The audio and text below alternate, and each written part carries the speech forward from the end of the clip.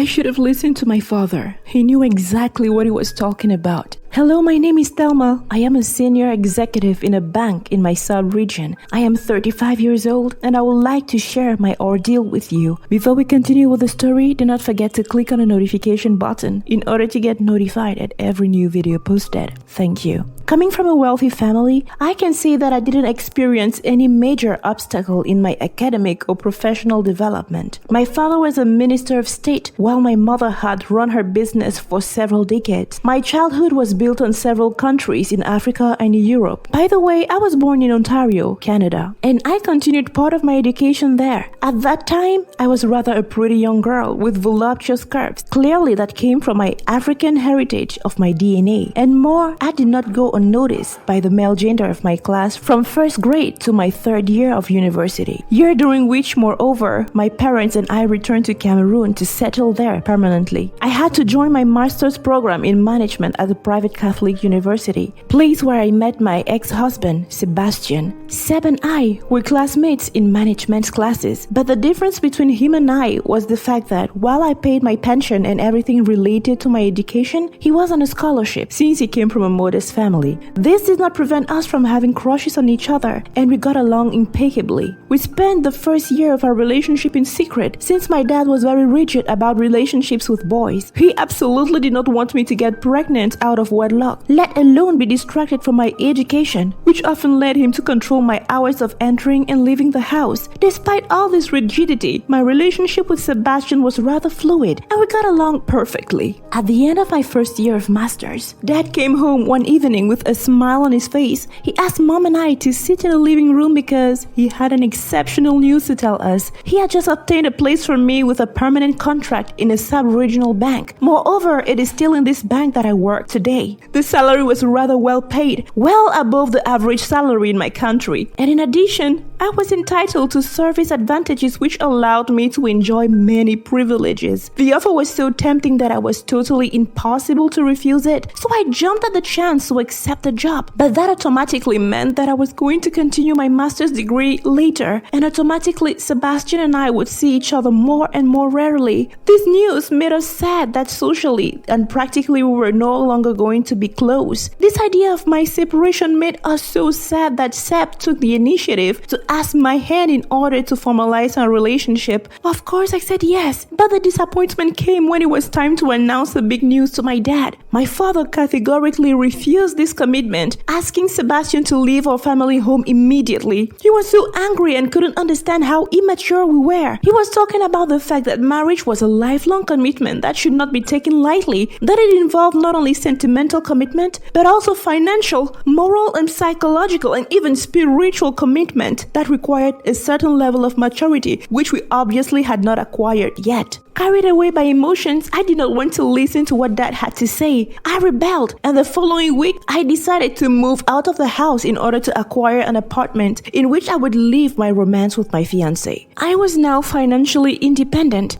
and I had a salary that allowed me not only to live, but also to be able to have fun. So I moved in with Sebastian, and it was not long before we had our first baby. Faced with this situation, Dad had no other choice than to give us the blessing to be able to get married in order to give a legal status to our daughter who had just been born. Once my adult life started, things started to go downhill in my relationship. I was so absorbed in work and caring for the baby that I almost had no time for myself. In addition, Sebastian was still trying to finish his second year of master's degree and was struggling to find a part-time job to be able to take care of his needs. He then had to give up his pride and allow himself to be taken care of by me. Psychologically, it was not easy for him because in Africa, it is up to the man to take care of his family financially, which was not the case with us. Touched by his ego, he began to be more and more distant towards me. He came home late at night and left very early in the morning. We no longer had moments of dialogue and sharing, and this greatly affected the quality of our relationship. I didn't want to let this affect us, so I tried to lighten my schedule to allow us to have activities as a couple and get together, but nothing seemed to work. I even tried to organize couples therapy with a specialist to be able to start dialogue between us, but Sebastian didn't seem to realize realized the amount of effort I was making, it threw me into a state of great depression. I was becoming less and less productive. I couldn't concentrate on anything, and even our child suffered because I couldn't give him any more tenderness. So in the face of all these psychological difficulties, I engulfed myself in bad eating habits. I ate impulsively every hour. I found excuses to put something in my mouth. At home before going to work,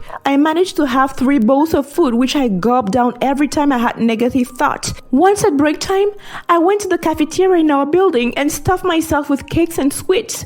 At the office closing time, I always stopped at the shopping center where I stocked up on pastries and took them home. And I didn't even wait to be seated in the living room or in the kitchen to eat.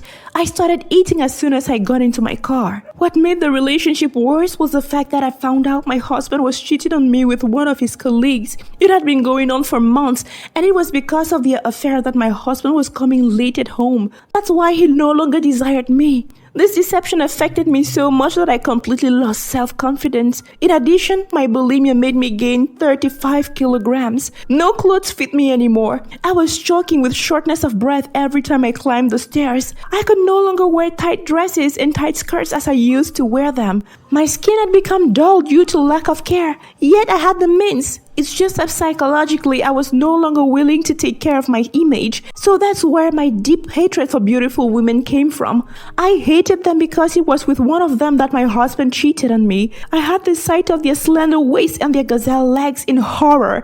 I hated the idea of not being able to wear the same clothes as them. Worse still, the memory of my husband's infidelity with one of them. I had forgiven Sebastian, but I had not forgotten. I could no longer go on a date with him without worrying about the women he laid his eyes on. All of our outings ended in arguments because of the women prowling around. It was unbearable for my husband, but even more so for me. I hated the body I was in, but unfortunately, I couldn't stop eating. Sebastian ended up being fed up. One morning, without even speaking to me, he gathered his things and left the house. He left me for a younger, more beautiful, and above all, thinner lady. I couldn't hold it. I cried. I was depressed. I begged him to come back. I also couldn't question myself until one day, while watching motivational videos on YouTube, I came across a video that talked about taking back your power. It made me realize my mistakes. I was wrong to want to put the blame on others. I took the opportunity to do some introspection. I resumed on sport and started consulting a shrink. As I got better, I realized that Dad was right. Sebastian and I were not emotionally ready to live in a married life. It took 2 years, a baby, and a failed marriage to prove that right.